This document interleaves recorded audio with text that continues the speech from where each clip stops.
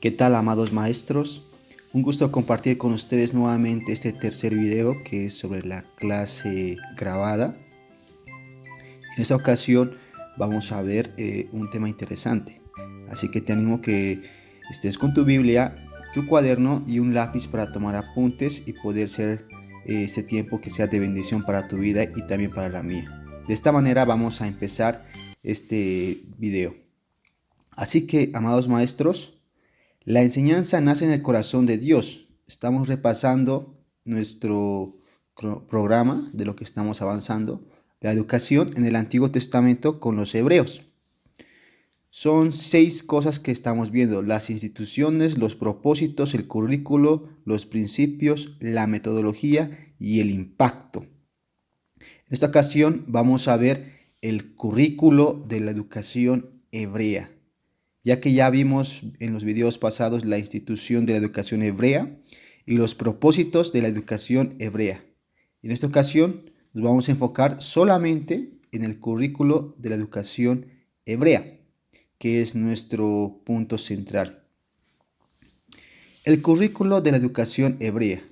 ¿A qué nos referimos con currículo? Dice que es la relación dinámica entre la enseñanza y aprendizaje. Currículo para muchos puede significar muchas cosas, pero acá simplemente vamos a hablar de currículo en el sentido de que de un orden, lo que tú vas a enseñar.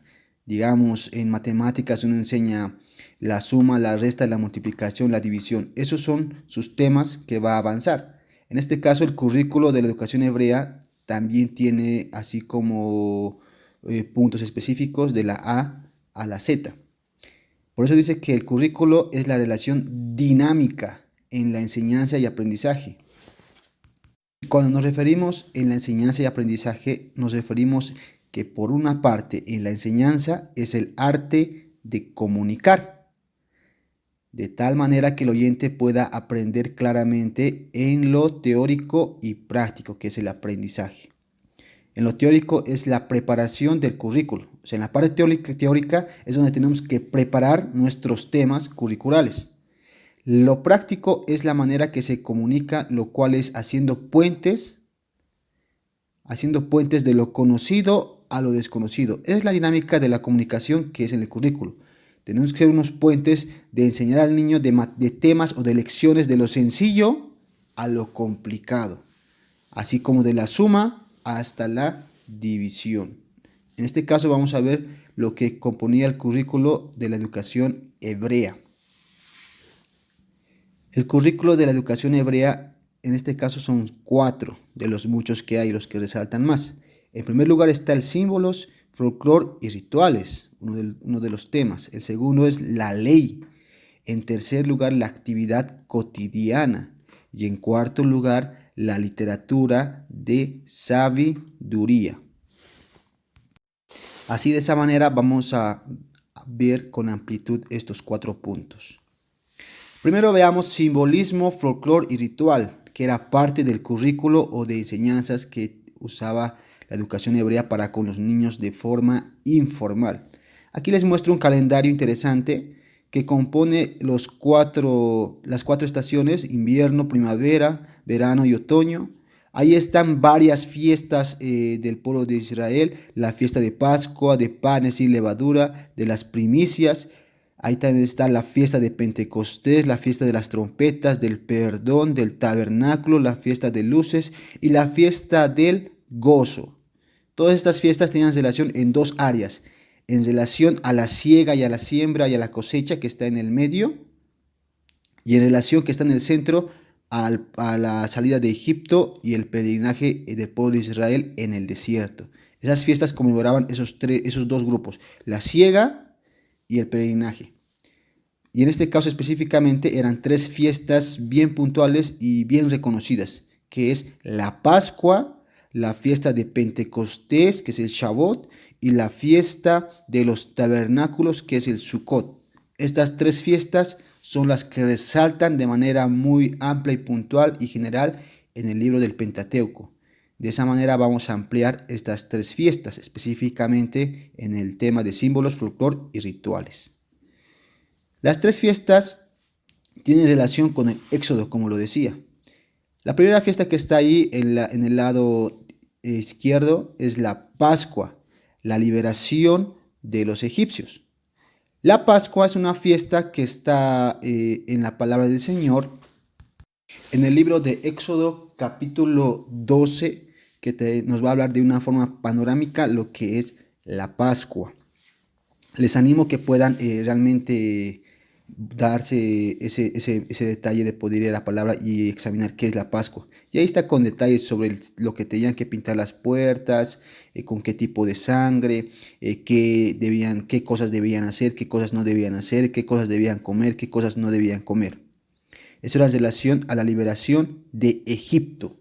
Por otro lado, la Pascua significaba, como está abajo del dibujo, en relación a la agricultura, principio de cosechas. Significaba, cuando llegaba la Pascua, era el principio de las cosechas. La segunda fiesta es el Pentecostés. El Pentecostés significa es la fiesta donde se recuerda la llegada al monte Sinaí, la cual esta fiesta de Pentecostés se celebraba después de 50 días después de la Pascua. O sea, después de la Pascua pasaban 50 días y se celebraba el Pentecostés, la llegada al Sinaí. También el Pentecostés en la parte de la tierra era el tiempo de sembrar los productos en la área de agricultura. Y era muy importante esta fiesta. La tercera fiesta es la fiesta de los tabernáculos. Vivían como en el desierto. La fiesta de los tabernáculos les recordaba cómo el pueblo de Israel peregrinaba en el desierto guiado por la columna de fuego y la columna de nube en el día. Y ellos hacían sus chocitas, sus casitas alrededor del templo cuando paraba la columna. Y en la parte de la agricultura era el tiempo de cosecha, vivían en las tiendas. Vale decir, si en el Pentecostés iban a sembrar, en el tabernáculo iban a cosechar. Y al cosechar armaban carpitas. Son tres fiestas que resalta el Antiguo Testamento. La aplicación para los maestros. La pregunta era sencilla. ¿Tú eres ritualista? Porque estamos hablando de ritos y símbolos del Antiguo Testamento. La iglesia es ritualista hoy en día. ¿Qué ritos conocemos? ¿Cuáles serían los ritos básicos que el niño debe conocer? Yo creo que estas preguntas son bien puntuales y claras que quizá muchos se sorprenden. Pero sí, la iglesia es ritualista, como el bautismo, la cena del Señor, la dedicación quizá de niños, el bautismo, el compartimiento de ciertos alimentos en coinonía. Esos elementos o esos actos que hacemos o que se realiza el matrimonio son actos ritualistas que practica la iglesia cristiana. Aún la iglesia primitiva lo practicaba y creo yo que no hay de por qué llamarnos la atención, que esto es algo natural en los cristianos. Solo meditemos en esto, maestros. Bien, en segundo lugar es la ley.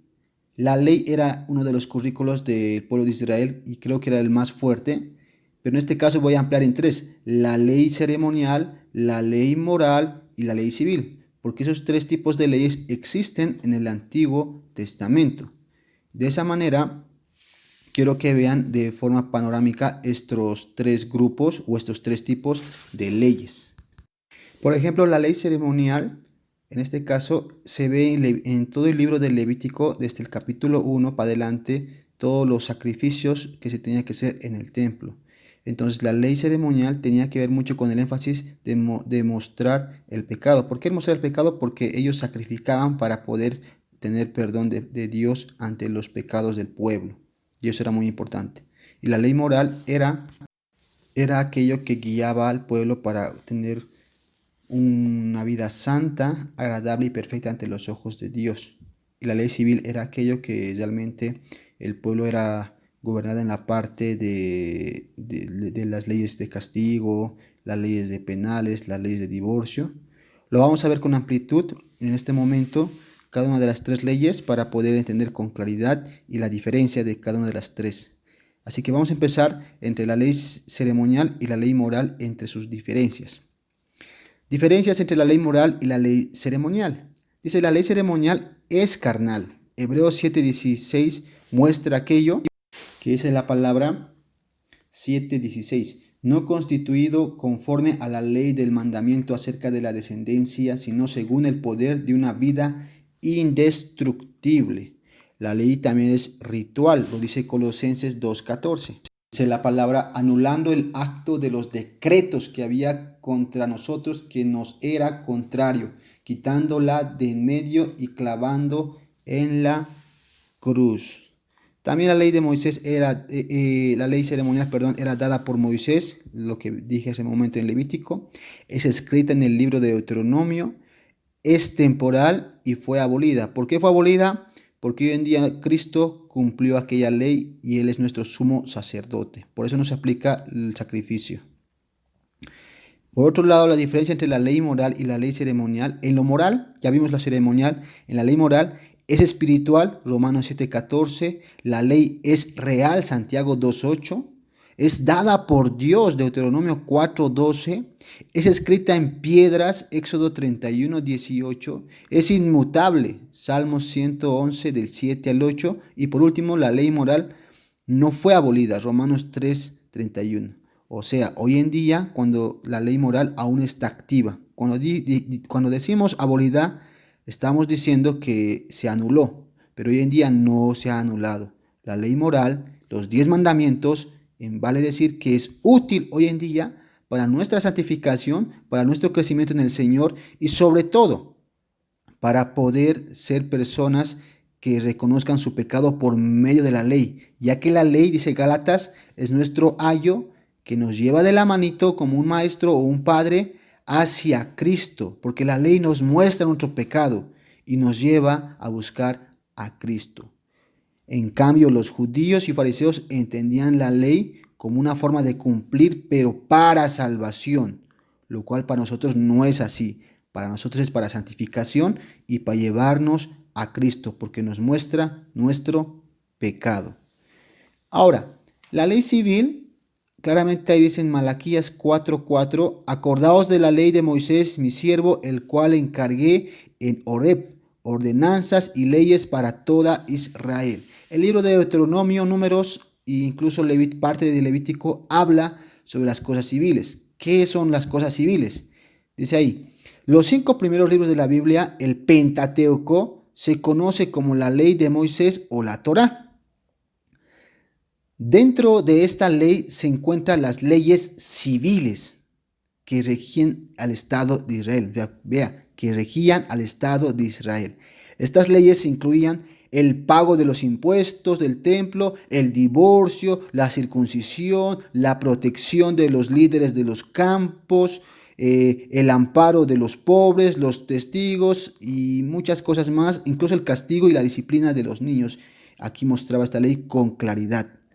Normalmente estas leyes eran leyes que regían en la parte civil, que hacía fuerza, en este caso en su mayoría, los reyes de Israel, el rey David, el rey Salomón, todos los reyes, e incluso los legisladores como Moisés, Abraham, Jacob e Isaac. Así que esta es la diferencia entre lo civil, entre lo moral y lo ceremonial.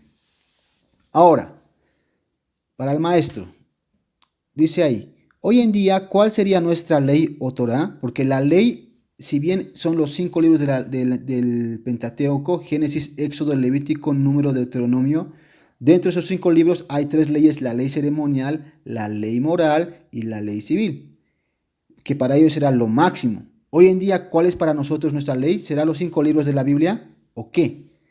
No, hoy en día es toda la revelación de la palabra de Dios que está en la Santa Biblia. Desde Génesis hasta Apocalipsis para nosotros es como nuestra Torá.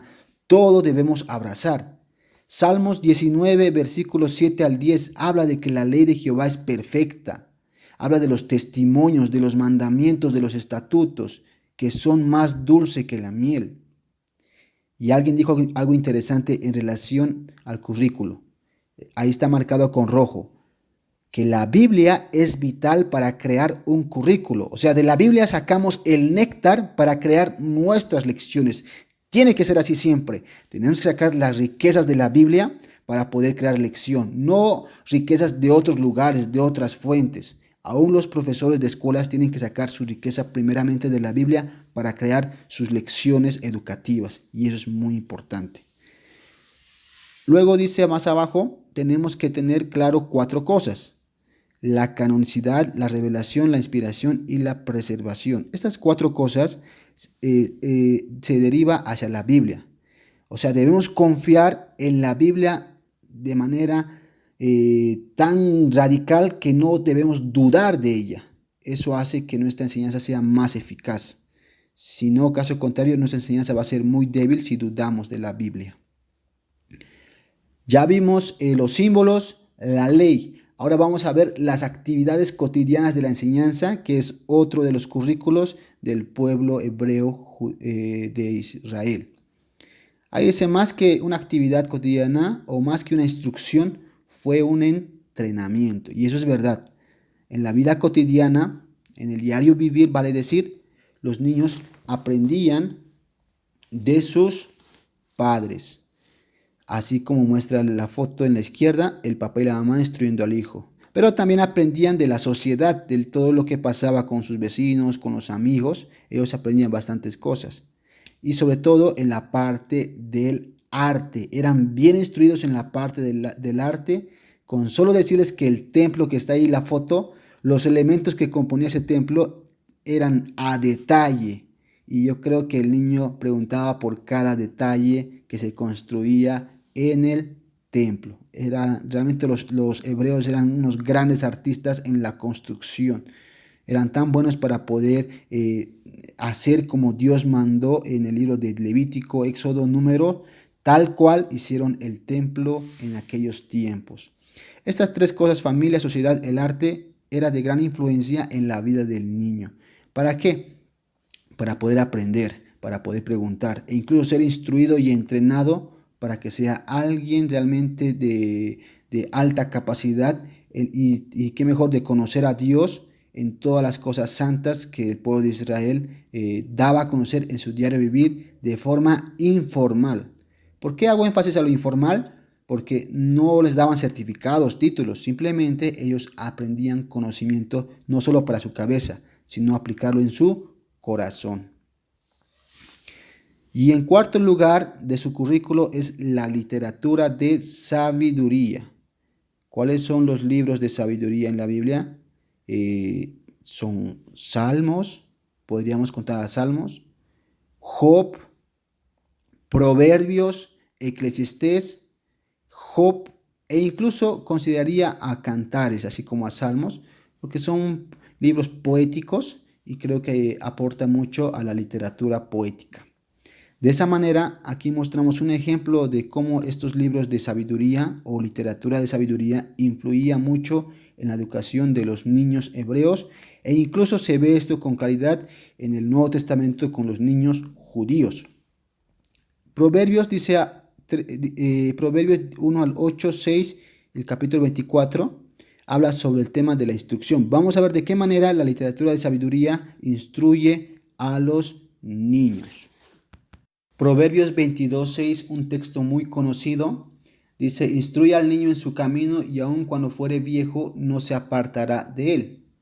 La pregunta que yo siempre me hice es, ¿a quién se le está mandando esto? ¿A cualquier persona? ¿A cualquier maestro? No. El texto se lo está demandando a los padres, porque este Proverbios va a hablar mucho, una dedicación del salmista para con su padre. Hay siempre el término hijo mío, padre mío. Y la instrucción vital siempre va a ser del padre para con su hijo, para que este niño realmente sea alguien en la vida. No quiero entrar al tema de interpretar este versículo, creo yo que es muy amplio, pero el punto acá es que hay un texto de instrucción, ya que este tipo de instrucción no se trata de un periodo corto y dejar a las manos de Dios cuando sea grande, no. Ese periodo de instrucción trata de que es constante, continuo, sin cesar, sin parar. Es lo que hacían los hebreos y también los judíos. Por eso es importante entender la instrucción que muestra el libro de sabiduría y en este caso Proverbios. En segundo lugar, era un modelo. Proverbios 27 dice lo siguiente: camina en integridad el justo, sus hijos son dichos después de él. Vea qué lindo texto. Camina en integridad el justo, o sea, el Padre, y sus hijos son dichosos después de él. El Padre es un modelo para con los hijos.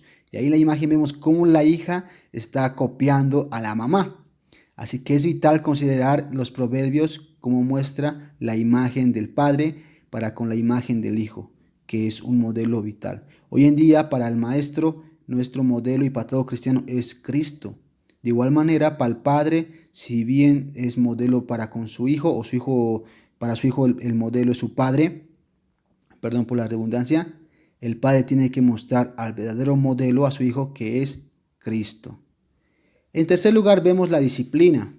Y en este caso de disciplina nos vamos a referir un texto muy común, Proverbios 3, del 11 al 12. Dice la palabra: no menospreciéis, hijo mío, el castigo de Jehová, ni te fatigues de sus correcciones, porque Jehová al que ama castiga, como el Padre al Hijo a quien quiere. Creo yo que estos textos como Proverbios 3, 19 y 29 y 22 habla similar. Es muy enfático a la disciplina, lo cual esto quiere mostrar que muchos padres tienen temor a esa corrección. Hoy en día es distinto la situación, pero la disciplina no solo es castigo, sino también es restauración. Hay que restaurar al niño, hay que hablar, explicarle el por qué está mal eso, porque la Biblia lo dice, hay que saber hablar. Vean cómo era el castigo del pueblo hebreo en el Antiguo Testamento. Deuteronomio capítulo 21 del 18 al 21.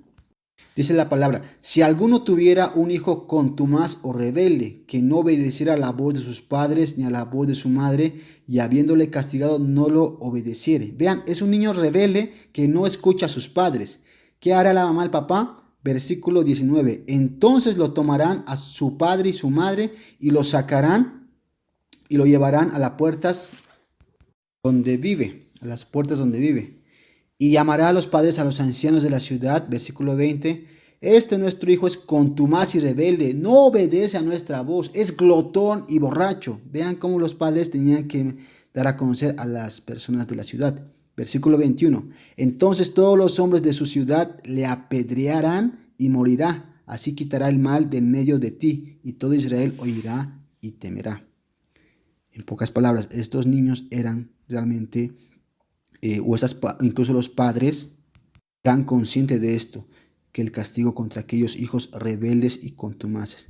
Hoy en día no se puede hacer eso, pero quiero que vean la imagen radical y realmente la imagen temerosa que tenían los padres para con sus hijos, y más aún si eran rebeldes, no solo a sus padres, porque al ser rebeldes a sus padres se están rebelando ante Dios. Hoy en día es distinto. Les animo a meditar cómo realmente podemos hoy en día ver esta situación o este punto de disciplina. Aplicación al maestro. Todos los principios de los libros de sabiduría deben ser considerados por el maestro en la enseñanza y en el aprendizaje. Seamos conscientes, maestros, de que estos libros van a aportar mucho en la sabiduría para con nuestros alumnos o nuestros niños en la iglesia. Así que el padre puede apelar a estos principios, sí, dice ahí, para una buena crianza de los niños. Y esto nos ayuda a nosotros a poder trabajar con los padres de manera eficaz. Es importante considerar estos libros de sabiduría con principios bíblicos para instruir a los niños, y también los padres puedan instruir a sus hijos. Y en este caso juega un papel importante el pastor. El maestro, el pastor juegan dos papeles importantes para la educación cristiana, para el padre y para el hijo. Bien, amados maestros, un repaso general. Hoy simplemente vimos el currículo de la educación hebrea. Nos hemos centrado en 4 lecciones específicas del currículo de la educación hebrea. Son varios, pero solo quería tocar los más resaltantes. Vean cómo era el currículo realmente estratégico de los hebreos. ¿Cómo será el nuestro en nuestras iglesias? Pensemos, meditemos o averigüemos. En el currículo vimos 4 cosas. Un repaso general, los símbolos y folclore y ritos. Vimos ahí las 3 fiestas de de los hebreos, la Pascua, la fiesta de Pentecostés y la fiesta de los tabernáculos. Vimos la ley como currículo. Ahí vimos la ley ceremonial, la ley moral y la ley civil, y las diferencias entre las tres leyes y cuáles están hoy en día anuladas y cuáles no. De igual manera vimos las actividades cotidianas que tienen que ver mucho con la vida de la familia, la vida de la sociedad y el arte, que era muy fuerte en aquellos tiempos.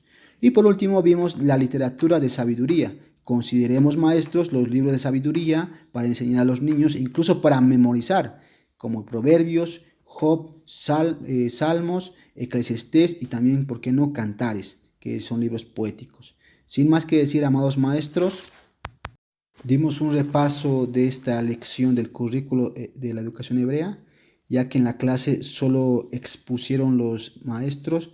En este caso solo estoy repasando de forma general lo que ellos expusieron. Y pues si quieres ampliar, tienes mucho para adelante para estudiar y libros. Gracias a todos los que están escuchando este audio y viendo este video. Espero que sea de bendición. Si tienes alguna duda, alguna pregunta, pueden escribirme. Bendiciones y que Dios los ampare en este día.